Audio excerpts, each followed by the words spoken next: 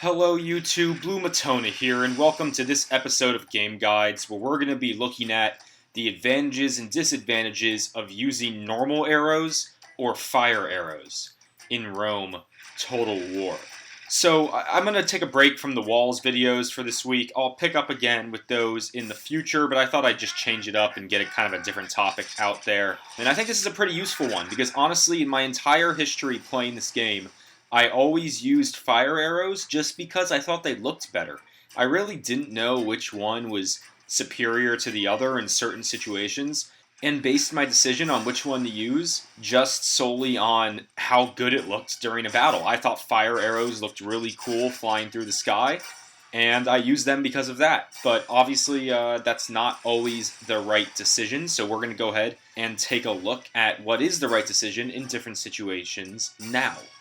Right off the bat, we know a few things. First of all, ammunition is 30 arrows per soldier, regardless if you're firing normal arrows or using fire arrows. And also, the range for the unit is going to be the same regardless of the arrow type as well. Damage-wise, fire arrows do more damage than normal arrows. That's pretty much their main perk. Accuracy, on the other hand, is a bit harder to measure, but we do know from the game descriptions that fire arrows are indeed less accurate than normal ones. In all the clips I use in this video, just keep an eye on how you see the normal arrows and the regular arrows hitting the enemy units, and I found when I was doing these tests that it seemed like fire arrows were missing more often, but that's just kind of what I saw that backs up the game description of fire arrows. So now let's take a look though at rate of fire. As you can see here, normal arrows fire much faster than fire arrows do, almost double as fast actually. Normal arrows take 7 seconds between shots, and fire arrows take 12 seconds between shots. So over the course of 30 arrows per soldier, this means that normal arrows will fire all 30 of their shots in about 3.5 minutes. And all 30 of the fire arrows will be shot in just about 6 minutes. So, while not quite double the speed, it's pretty close to it, especially when you're looking at a unit that's using all 30 of its ammunition.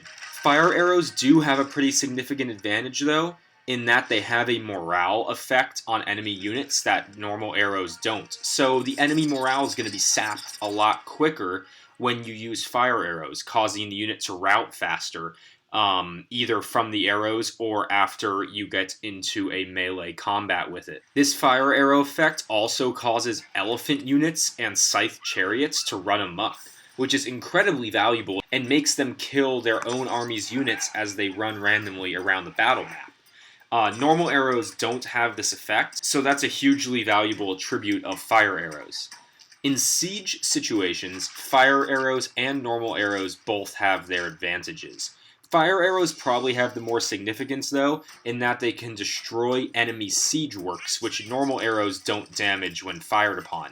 So this can be hugely valuable, especially if you do what you're seeing here, which is take out an enemy tower while they're at your walls, which causes all units inside to be killed during the collapse as well. So you can basically take out an entire enemy unit by using fire arrows on one of the siege towers. It's really, really valuable. For a siege defense, I definitely recommend using fire arrows so that you're giving yourself a chance to take out as many siege works as possible. So, taking all these factors into account, we can now definitively say when are the best times to use fire arrows and when are the best times to stick with the normal, regular arrows. And the main factor you want to keep in mind here is the armor of the enemy unit.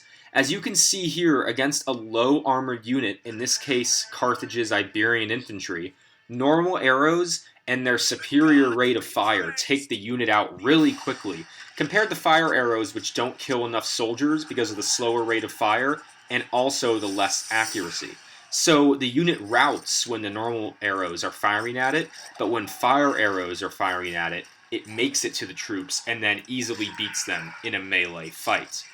Against the higher armored early legionary cohorts, though, both normal and fire arrows seem to take out pretty much the same amount of troops in the enemy unit. This is because despite the higher rate of fire of normal arrows, it might take multiple hits to kill a heavily armored enemy soldier. While with the fire arrows, even with the lower rate of fire and the less accuracy, because of the higher damage, it might only take one shot per enemy soldier to kill them.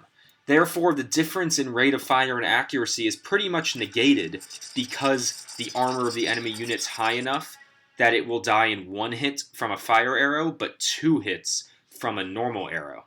So to summarize here, use normal arrows versus low armored units, including low armored cavalry and chariots as well, except for scythe chariots, and always use normal arrows when going after enemy ranged troops in a counterfire type situation. Use fire arrows against heavily armored units, enemy siege works when defending a city, and against all elephant units and scythed chariots. Always use fire arrows against these types of troops because the ability to make them run amok is insanely valuable.